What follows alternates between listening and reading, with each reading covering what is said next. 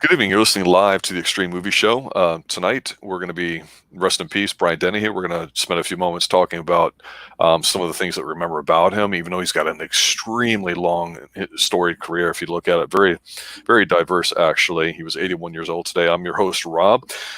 Tonight, my host with me is, of course, the real Dr. V, the Dairy God, as I like to say. Good evening, sir. How are you? Doing okay. Good, good. Glad to hear it. It's kind of one of these off-the-cuff streams too, because whenever news like this comes in of somebody's passing, sometimes you just don't know about it. And I know Anlatine from I Love Comics and everything else had heard about it, so he may be joining us here at some point too. So we'll see if we get a few more surprise guests. Good evening, Ed. Good to see you in chat there. Yeah. So Brian Dennehy. Here's a guy that played football, had this big burly frame. I know that looking at his work before we started, Doctor, this guy's done a crap ton, a metric F ton, if you will, of stuff, not just movies and television, the Daily Double. I mean, he went for the Holy Trinity because he was a big time, like Shakespearean not playwright, but actor and Broadway type stuff and off Broadway. And the guy just really did it all. And I got to say, looking at all of it, I've only seen him in a handful of stuff, and that regulates me to being an 80s kid because Brian Dennehy, especially in the early to mid 80s, I mean, you just knew who he was because you're like, oh, he was that guy in First Blood, the jerk sheriff, the really hard sheriff.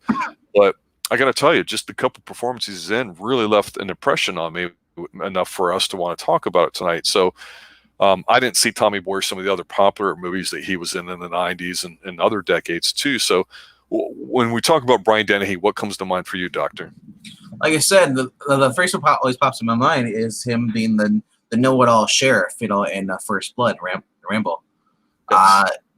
He was intimidating in that. He's like, I don't care, I'm gonna kill this guy, because he thought he was gonna. He got made of a fool though by John Rambo, thinking Yes.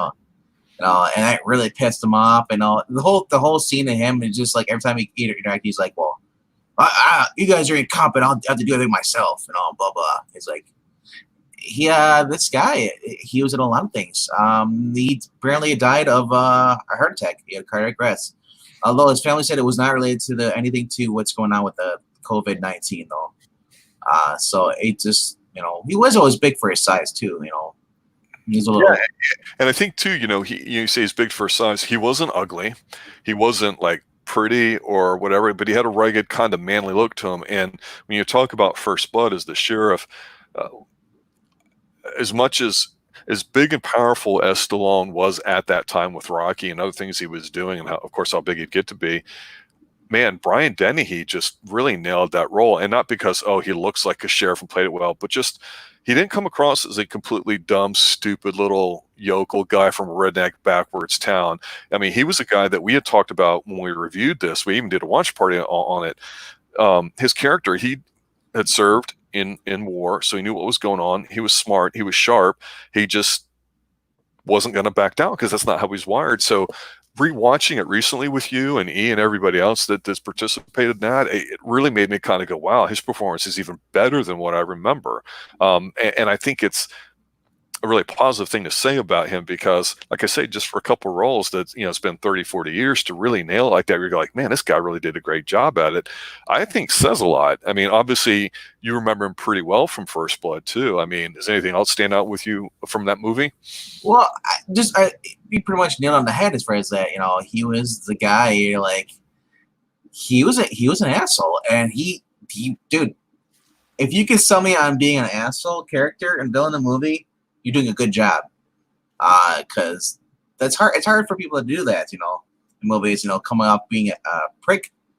Because and the thing is that back then we didn't have social media, so that was another thing. It really helps for people to create a character. You don't, because a lot of people, actors and celebrities, they get so big for their britches, and they say and do shit. And basically it come off being an asshole no matter what role they're trying to play.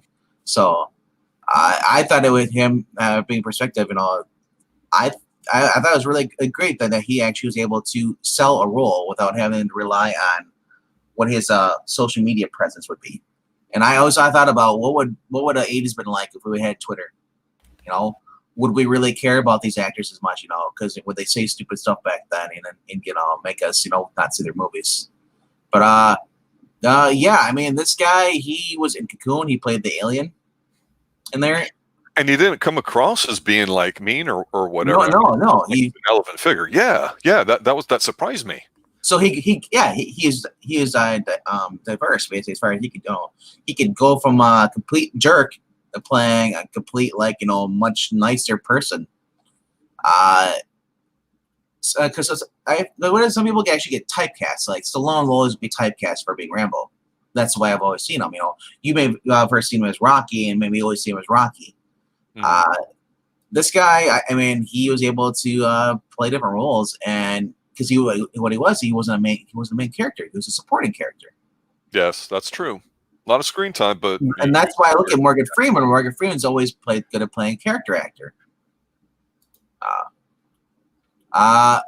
Then, which was really funny after seeing him in those movies, and then you see him in '95. Him and Chris Farley. He played Chris Farley's dad. He was I think it was a newspaper company. I think it was. I'm not sure what it was, but wow, it's like it was Tommy Boy, man, was such a funny movie. And he was Big Tom and so. Well, I'll be honest with you. I never saw Tommy Boy. Everyone says, "Oh, you got to see it. It was really funny." And Chris Farley, I remember from Saturday Night Live being completely absurd. But then when I heard about Brian Dennehy, I'm like, just because Brian Dennehy he's a big physically kind of imposing kind of guy. He's the next football player. And all. He's got manly shoulders and all that. He's got that frame. I went and I go, I could see him as as Tommy Boy, as a Chris Farley's father type figure because, well, Irish and just the way he looks, and I'm like, okay. And everyone was like, oh yeah, and it reminded me of Cocoon, where, like I say, he plays an alien, but he's got a non-violent kind of way about him. He's taking over somebody's body, and it's like, yeah, hey, we're just hanging out in this pool and doing our thing. We'll be out of our way here soon. You're like, wait a minute, that's not the sheriff just from a couple years ago that was going nose to nose, face to face with Rambo. And then, of course, when Tommy Boy comes out, I'm thinking of these two movies, and I'm like, really? I mean, it's amazing too, because sometimes there can just be that one movie, that one actor, or that one performance, or that one song, and it sticks with you. So it brings up, I think, an interesting question that's I don't necessarily think has the right answer. I think it just depends on what you like, and it's a little something like this. To compare Brian Dennehy's career, I'm going to use songs as an example. There are some people that will have success, say in music or whatever their field is, and it'll be a pretty decent long career, several years or whatever, but they're not really like the A-lister types or whatnot. But then you can have, like, say, that one group that got together and they were a one-hit wonder, and for like that one summer, that 1 month, they had that one song that everybody just knew what it was. People would say that about Vanilla Ice and a bunch of other one-hit wonders from the 80s, 90s, and even to this day. And I think the question is, well, what would you like to have, that one killer role or a long storied career? And I look at Brian Dennehy and go, my God, if you look at all the stuff that he's done, and we haven't even talked about his acting in plays and such, off Broadway, whatever. I'm going, my God, this guy was everywhere. He did everything. He was employable. He always worked. And I'm really thinking of 2-3 movies from him, and that's it. But like I said, it was strong and powerful enough of his roles where I just go, yeah, I definitely remember that guy. And for the hundreds, probably thousands of movies that I've seen over the years and all the television, if you think about everything that you've seen, it's hard to kind of filter out some of that stuff. So it's always interesting to go, oh yeah, this is the guy that did this, or this is the gal that did that. He was a guy that he was born in Bridgeport, Connecticut in 1939, July. He grew up in Long Island, New York. He went into playing football in high school, but he was also in love with theater. A good Irish Catholic, basically, but I've gathered from reading a lot of other things. Yep. He said in an interview, he said I didn't even see much of himself in acting until he saw Marlon Brando on the Wonderfont. Then he realized, hey, there's guys who look like me, sound like me, and basically, their place, they also came where he came from. So you realize, you know what? That's what I want to do. that's when he decided he wanted to be an actor. So, instead of doing football and all. And yeah, he like you said, yeah, he did those movies. Then he got in 1999. He got his first play role. That was the salesman, Death of a Salesman. Arthur Miller's play. He ended up getting one of his two best actor Tonys. So. Well, I think a lot of us, growing up over the years, especially when we're young, we have our interests and we have our talents, and those things don't always cross over. So, I mean, I know people personally in my very small inner circle that have, acted out in LA and, New York, and people that have turned out to be musicians. If I named them, you would know them, and, so it's not really a name dropping thing what I'm talking about here, but it's interesting when you sit there and you say, somebody ends up doing something that maybe they didn't think about themselves doing, because he was a stockbroker, if I'm looking correctly here at his wiki, at Merrill Lynch. And I briefly was, in the stock market myself. And I go, wow, this guy was born to be an actor, because you look at what he did. He played football, but he served in war. He then did a bunch of things where, just says, okay, basically at this point, I'm here as an actor and doing it. And I think at that time growing up, especially with older folks that I've known over the years, I think the sensibility, to bring your 80s question come up, is a part of what makes him as good as he is. And that's this: when you're younger and you were started in films, your thing was okay, I worked for a company, and the old Hollywood method of, I'm going to get a paycheck every week. They're going to put me in whatever films they want with whatever, and they make those decisions. I just go to their finishing schools, as they call them, their acting classes, and they would say, well, this person's going to be X, Y, Z, and they fill this role, and that's it. Let's go get this person and do 1, 2, 3, and that's how it happened. But things changed, and so someone like Brian Dennehy, that probably learned a really appreciative work ethic growing up, probably said, you know what? If I can get a paycheck, whether it's acting in movies or TVs, I'm not going to be a snob about it. Because back then that was a thing. If you were a film star, you didn't dare go on television. It was brand new, hadn't been established, and it seemed like it was a lesser sort of thing. And then after a while, it got accepted. But of course, if you're a serious actor, you performed in the theater, and you would go do your own thing, but really not make any money.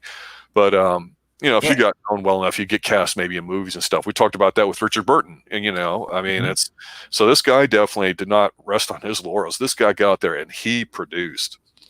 Yeah, he had two other, from the people who remember watching back in the 80s, he was in Legal Eagles with Robert Redford. Yep. Daryl Hannah. And then he also was in FX. Yes. So he's been in some obscure roles. It all depends, and this thing about movies, just because the box office says, "Oh, it didn't make enough money," doesn't mean it's not a popular movie. And I know there are huge Robert Redford fans, you himself being included. They've probably seen these movies and will recognize this guy. Hey, this guy was in this movie. I watched Robert Redford. You don't have to be a big actor to be recognized. As far as this, you can do a lot of roles. I'm not saying that he's not a huge actor, but when you land these guys, they're not like today's actors where they think they're hey, if you don't like me, I'm not gonna do it. I'm tough bad, you gotta pay me all this money. No, these guys, they loved acting. That's why they went into acting during the 80s. So a lot of these, they were the real deal, the real actors, the ones that actually would bleed for the roles and all of it. As compared to today's soy boys, I should say, pretty boys. Yeah, I mean, this guy, he's always either playing like he was in Carrie Underwood's. He played the grandfather in one of her videos. He went on to do Blacklist. He was also in who else was he? He was in another one too. I forget what it was, but he was in another TV series. Shortly up until he passed away. Was it Public Morals? Was a couple years ago.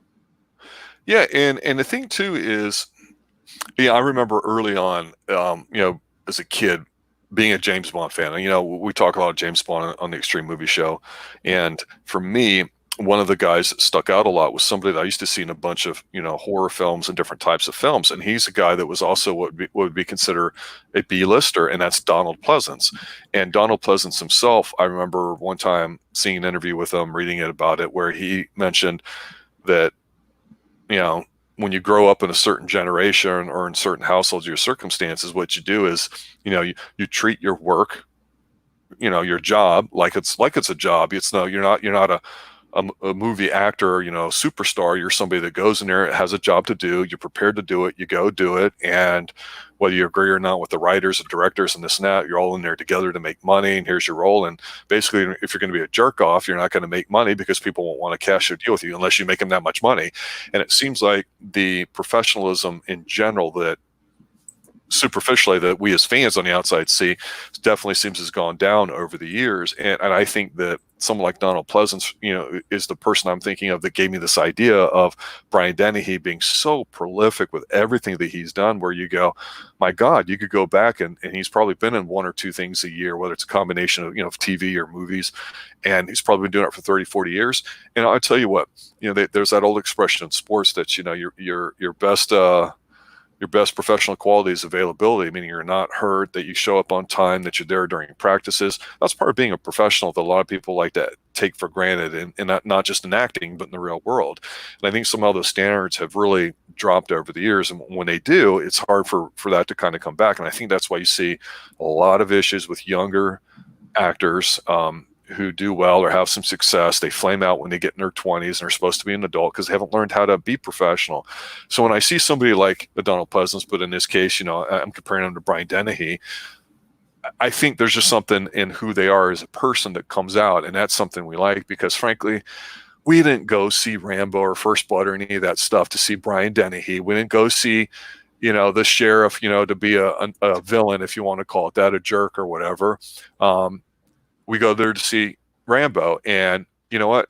You got to have somebody strong enough as a bad guy or as an antagonist, let's say, for Rambo to work. And it takes a certain kind of person to be able to do that. And I think that for me, the way I thought of Brian Dennehy in this movie was, he reminds me of like your best friend's father, who you like him, but you're kind of scared of him a little bit. And that's probably because you respect him because he's been around, he's done stuff. And he didn't smile a lot, and doesn't mean he was an alcoholic or a drunk like you might think of as an Irish Catholic, but he just seemed like somebody that you didn't want to mess with him. And yeah, okay, maybe he's just a sheriff, maybe he's not, or whatever like that, but he's a sheriff. And man, a lot of times people today, I think, in movies just dress up, they play a role, and it's like, yeah, I'm just not believing you in that. So I give him a lot of credit for, just like I say, being able to deliver that. But there's something you can't take out of somebody that's got a lot of life experience, and it really comes across on film. And that's where some of the magic is in his stuff. Now, that being said, I couldn't tell you if he was funny at all in Tommy Boy because I didn't see it, but I bet he did a good job. He was a hard ass in that movie because, what's his name was a screw up, Chris Farley. Farley? Because he wanted his son to take over the business, but Tommy was just constantly screwing up and everything.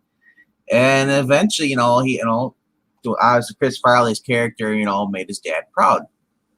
I think he actually died in the movie. Actually, I think he had a massive heart attack. Really? I think towards the end, he took over. I can't remember if it was that movie. He might have. It's been a while since I've seen the movie, but no, he was the blue collar guy, and I think he was running for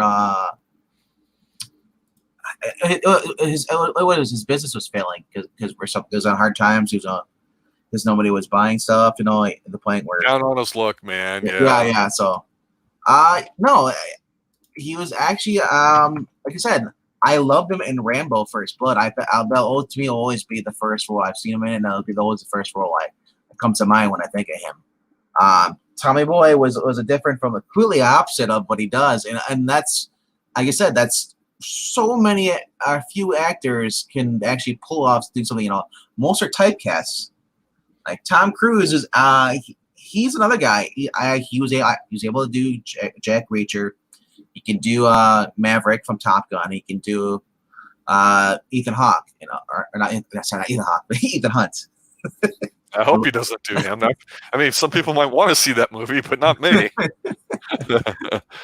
But no, it said there's not many versatile actors left, unless you're a character actor. Like I said, Morgan Freeman, to be an example, as I will always put him above the other actors, and that's I think that's why he's popular, because he's able to do supporting roles. He's never a lead role.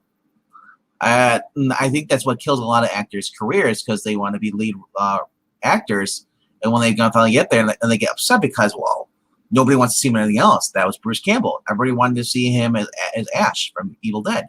Right.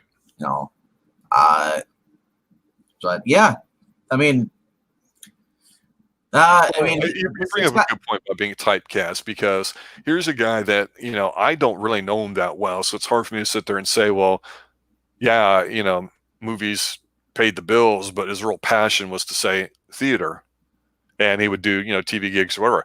I don't know. He might have had a support system where, with his agent, they might have gotten lucky with Rambo, and then he said, hey, things are going good, let's just do whatever. Or sometimes things are going so good, you just ride it into the ground with your success. It's like being on a hot streak in basketball. You shoot, just keep feeding them till you miss, and then, give me a heat check. It's like, I don't know. I mean, again, somebody who passed today in his early 80s, and I'm like thinking, wow, he's the tough guy sheriff. And I'm going, I'm trying to think of somebody in today's world that might be, say, 40 years old, 50 years old, let's say, that can still have a very long, fulfilling career in Hollywood or Netflix or whatever. And I'm going, who would be the modern day equivalent today? I don't know. Yeah. Oh yeah. He's I forget about this. He was in Bestseller with James Woods. Yeah, and I don't know if I've seen that one either. I want to say that I did, because I've seen a lot of James Woods stuff, but because I couldn't tell you about it right now, I'm going, I don't know. I mean, and James Woods is somebody like Brian Dennehy that we don't really talk a lot about, and he's still around, obviously, too. But again, you have a long, prolific career. Maybe there's not one thing that's really an impact, maybe one or two minor things, or you can have one or two great performances and then flame out. And I don't think that you can choose that, though, because I think just the timing of stuff, and I think luck plays a big part in all these things too, especially in life, being at the right place at the right time and all that. But if you're someone like Brian Dennehy, who's constantly stayed busy, at some point, you're just going to make your own luck. It's just going to happen, or at least you're going to have a good opportunity for that to go on. And so I never got the pretense from him in anything that I've seen him in, or what few interviews I remember seeing, where he came across as being, a jerk off or entitled or whatever. And, every time I think, something like that about an actor, I go, well, what have they done? And how hard was it? And, we talk about actors today, that will go say on Jimmy Fallon, because that's really what half of YouTube is. I'll sit there and go, yeah, it was really, really hard, because I only got to make $5 million on this movie, and I had to go get a personal trainer, and I actually had to work out for a couple hours a day, and I had to eat chicken breasts and rice and broccoli 4 times a day to get ripped, and then they green screened everything in this air conditioning studio, and I'm going, God, you sound so entitled. You sound like you just don't care for what you do. But then I can't even picture Brian Dennehy going, yeah, we filmed where it was cold and I had to wear, an underlayer jacket because, up here in Canada where we were filming, somewhere around Vancouver, I mean, come on. It's just, I don't know. It's you can tell when you've actually made it as an actor, when people actually give a shit when you die. And it's not like, you know what, yeah, I like this guy, and so no, and people are saying it for, because they want to get their 15 minutes of fame. I'm looking at David Spade in general, and he's saying, he's like, what a loss. He's showing a picture. This guy, Brian Denny, was on Just Shoot Me as well. He came back, so that was one of the second times they worked together. Tommy Boy. You get Treat Williams, saying, I love co-starring with him in Deadly Matrimony. One day he completely wrote a scene and handed it to me. It was great. I said, give me 30 minutes, and then we shot it. Another person was saying, who was it? William Shatner was coming out there. Condolences, wonderfully talented actor. It's just, when you look at this guy, when I look at him, you can tell he back in his prime, he commanded a room. When you basically saw him in there, you gave him respect, and why? Because he earned your respect. He did not seem like the kind of jerk, as some of these other spoiled rich boys that see. And that's kind of what Nolan North said when he worked on the Nolan North. He's famous for the Uncharted games. He's been doing some other stuff too.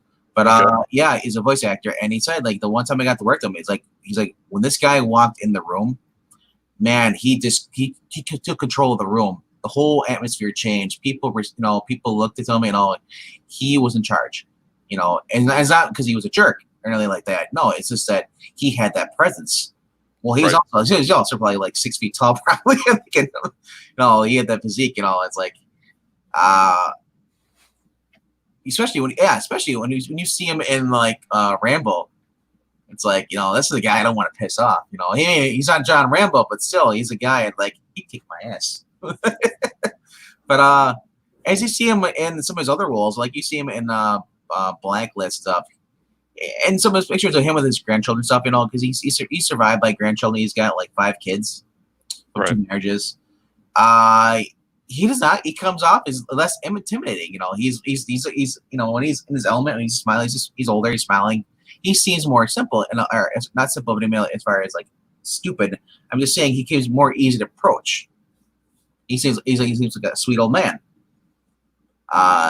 Versus to his like, old heydays, obviously, when you saw him, especially in the 80s, when you were, if I were to come across him in the gas station after like watching Rambo, I'd be kind of intimidated a little bit, because this guy is obviously taller than I am, but still he has that presence, he's like, hey, I'm the alpha. Yeah, and I want to talk about one final portrayal that he had, because it's got a lot of meaning for me personally or whatever too. And obviously here on the Xtreme Movie Show, this is something where we work at, and we'd like to work at it more as we get older here, and treat it like the business that it is, and make some money and just have a good time with it. But personally, I've done a few things in my life, and big part of it was sports. I've done a lot of coaching. I do coaching today, and for a while I was coaching basketball. And for me, my idols growing up, I liked a lot of coaches. I was never going to be a player, so I always was interested in the coaching part of it. And I actually today or yesterday on Twitter is the fact that I don't have that many people listening or following me, maybe only about 45, 50. I actually had somebody get pissed because I had said Wilt Chamberlain was the GOAT of basketball, because there was like a poll up. And of course, it's one of these probably 15-year-olds that are like, well, what's the finals record? Just stupid stuff, right? And it's amazing that, and it's surprising to me too, when we're talking about Brian Dennehy here, and we're only talking about 4 or 5 different things that we really know well about Brian. I'm thinking about him in terms of sports, because he played a basketball coach that was one of my idols. My idols in basketball for coaching is Pat Riley, a couple local guys that I've coached with, which, I won't name them, but Bobby Knight from Indiana University. And I remember Michael Jordan in the Olympics, coached by Bobby Knight as a kid. I remember seeing the Olympics kind of sort of maybe in 80, but the U.S. wasn't in them. And then when 84 came around as a kid, I was totally into it. I was playing a lot of sports at the time. And Bobby Knight was like, what I liked about him and Pat Riley, because I was the biggest Laker fan, and Laker Celtics the 80s is the pinnacle of NBA. Nothing comes close. Not LeBron James, nobody, none of that stuff. I'll argue that. You guys will just be wrong. Go look at the ratings. The thing about Bobby Knight and Pat Riley was, what I liked about them is they seemed serious, like they wanted to win, and they seemed like they took what they did very seriously. And like we talked about with Dennehy, part of that comes from who you are growing up. And these are all guys that are multimillionaires, can do whatever the hell they want, don't have to work a day in their life, but they're even more focused now that they don't have to worry about that. And that's what I like about, some of that old school mentality of really busting your ass. And Bobby Knight was known as being a complete asshole to a lot of people and rude. I didn't really get a lot of that. He threw a chair across, something he was known for. He did some other stuff until he got fired. I think he has some mental issues now. Alzheimer's probably setting in, something. He's turned senile, and he's in his 80s, and he's going to pass probably at some point soon.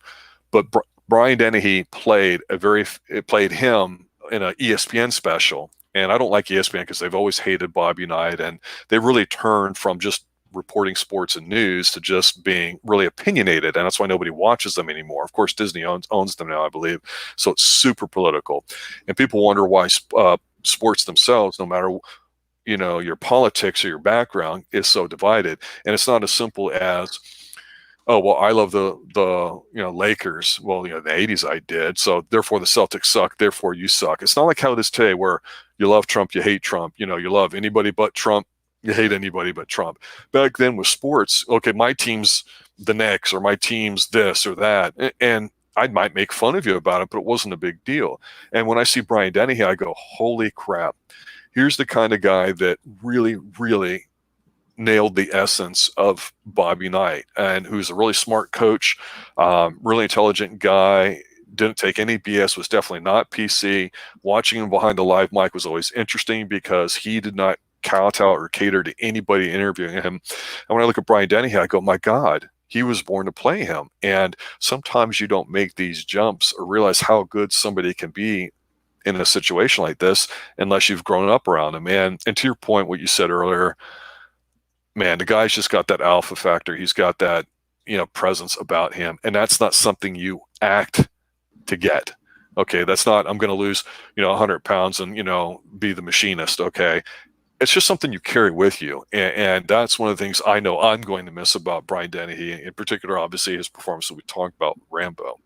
I was ranting there a little bit, but yeah, it just was such a powerful kind of piece. And, I'm sure at some point here, we may talk about other actors, when it's their time. But yeah, Brian Dennehy, he's definitely a man's man. He was an alpha. He had that quiet presence about him, and he could just stare at you and look at you, and you'd be like, all right, Dad, I'm sorry. I'll go to my room. Yeah, I did wrong. Like, I wouldn't want to lie to him, or cross him. That's like instant respect. You know what I mean? Pretty much. All right. Any last thoughts about him or anything in general about his character? Well, I need to have final thoughts about the guy. He's such a great actor as him. Yeah, I'm sure we'll be talking about him some more, as we cover more stuff. Definitely. For those who don't know what we're talking about, just go pop in Rambo First Blood and tell me that how you see the guy playing the sheriff, how he is not a great fit for that role. Yeah, I mean, it's a great film. Again, like I said before, watching it recently with you, it's like, man, what a performance! It's a little more nuanced than I thought. He's not just a stiff. No. If you're into 80s stuff, because I know we have a pretty wide audience, and a lot of them like 80s movies. Cocoon was obviously an extremely popular movie in the 80s, which, I watched it. It was cute. It was nice, I guess. It was interesting because you're going, wow, it's in the 1980s. Even then, you're going, a movie with old people, because Hollywood doesn't like old. I mean, honestly, for the most part, and certainly not women that are old, generally speaking. And to have a movie where it's centered around that, directed by Ron Howard, it was kind of like a nice feel-good kind of movie. And you're like, oh, okay. And it was so popular, thank you, Brian Denny and other people, that they did a sequel to it. So Cocoon would be definitely another one. Yeah, good stuff. And if Rambo's not your taste, watch Tommy Boy. And you said there was a sequel to Tommy Boy? No. There's not a sequel to Tommy Boy. No. There's a sequel to Cocoon Return. Well, because Chris Farley passed, so I was like, yeah, I don't know about that. I'm sure Eric knows about what we've talked about, as well as everybody else here in chat there too. But yeah, what were you going to say? I was going to say, I've never really met anybody who disliked Chris Farley. Because most people I know, they like Jim Candy. Chris Farley was like Jim Candy one step further. Mm-hmm. A little more obnoxious, played more of an idiot, where Jim Candy was always kind of like the smart guy, Right. He was overweight, he was the nerd, but he knew how to play certain roles and all, and it was great. So I guess if they made a sequel to Tommy Boy now in today's world, we could call it Tammy Boy, and a girl could just be cast as in the role. I think we already got that. It was called Tammy, and that was with she's so horrible with actors. I can't remember what her name is. Well, on that note, let's just remember what we're here for, and that's really to kind of celebrate Brian Dennehy, somebody whose performances and a couple things definitely left an impression on us. So, guys, I want to thank you for showing, listening, getting the word out there too. Doctor, thanks for showing up on short notice for that too. I was hoping Eglantine would be able to show up for this tonight. It's possible we might talk about him a little bit later because he knows a lot more Brian Dennehy than we Yeah, do. we'll definitely talk about him on Sunday.